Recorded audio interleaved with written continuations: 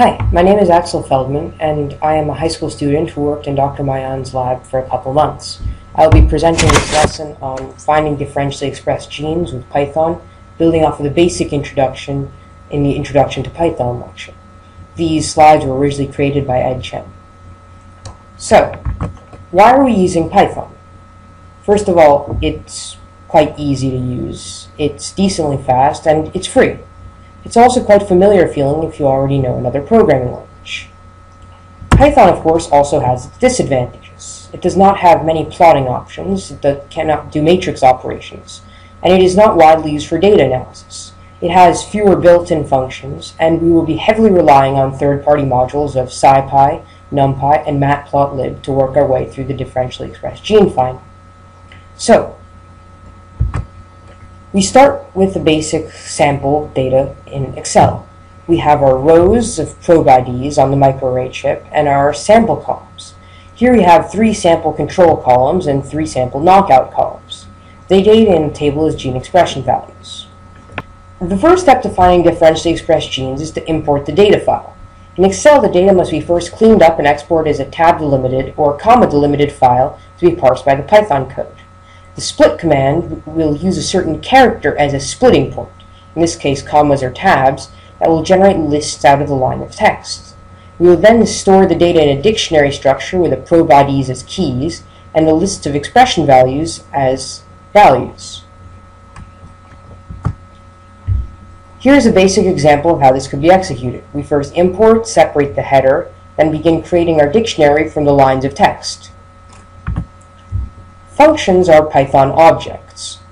Just as some objects do not need to be assigned to variables, functions can also not be assigned to variables. This permits us to pass functions as arguments to another function. Lambda is the Python way of defining these anonymous functions. And here is a quick example of how that can be done in Python. This is more advanced, so we won't spend much time on it. Quantile normalization is a way of normalizing distributions of different sample expressions, so they can compare it against one another for differential expression analysis. We sort each sample individually, still storing the information that explains which gene or probe ID the value belonged to. We average each of the rows across all the samples and assign the average of all the values to the row in a way that the smallest value of all the samples is equal, and continue doing it for each of the other rows. Resort each sample in such a way that they line up with their corresponding gene labels once again. And here is the code of how this is done. This is a function that will perform quantile normalization on a given array and reconstruct a normalized dictionary out of it. Dictionaries are a simple data structure that assigns keys to values. They are not usually ordered and hence not sortable. However, Python collections gives the counter dictionary type that is indeed sortable. It features the most common method that will return a descending order sorted list. Reverse will give you the opposite. Here's an example of how that works. Each element in the list, in this case lab members, is assigned a certain number, in this case apples. We can then test the most common method that was described earlier. Most common would output Eugen, Yen, Avi, and so on based on the numbers assigned at the beginning. In order to assess which of the genes is significantly differentially expressed, we need a measure of significance. We do so using the statistical t-test.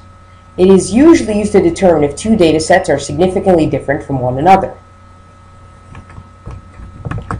Here's a code example of t-testing the differentially expressed genes. We use the t-test method from the SciPy module to complete these tasks.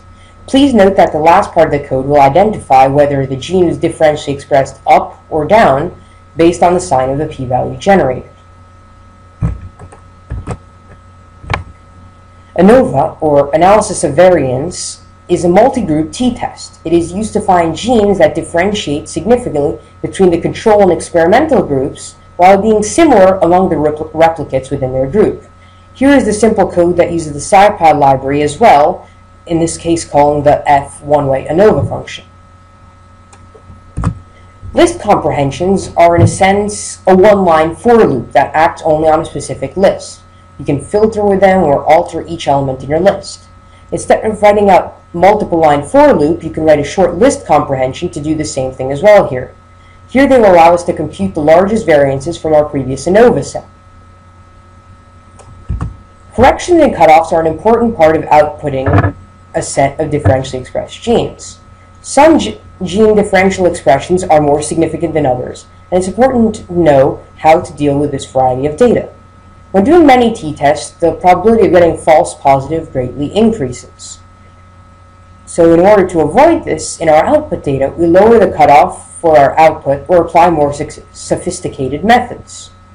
Bonferroni correction adjusts the cutoff p-value to be the desired cutoff divided by the number of genes. This is the most conservative method that we use here. Benjamini-Hochberg is a less conservative method that multiplies the cutoff p-value with the number of genes divided by the rank of the gene when sorted in ascending order of p-values. The best p-value will receive the Bonferroni corrections, while the lowest p-values will remain uncorrected. To write the output files, this is the simple code applying the BH correction only. Plotting in Python is more difficult than in MATLAB or R, but it is quite flexible. If you do not wish to struggle with Python plotting, feel free to export your data and use MATLAB or R for plotting. Here's a simple plotting code using matplotlib's pyplot. The figures are very customizable and the visualization is quite nice as well. The resulting code is really quite easy to run.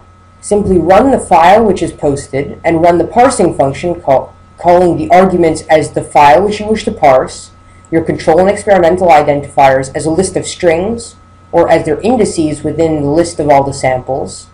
The results will be outputted as a file of up-expressed genes and one of down-expressed genes as well. The code is easy to edit and to use.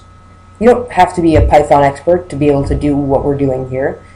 All you need to do is you need to be able to run the code and find your differentially expressed genes, and maybe play with it as well to adjust the settings to your liking. Good luck!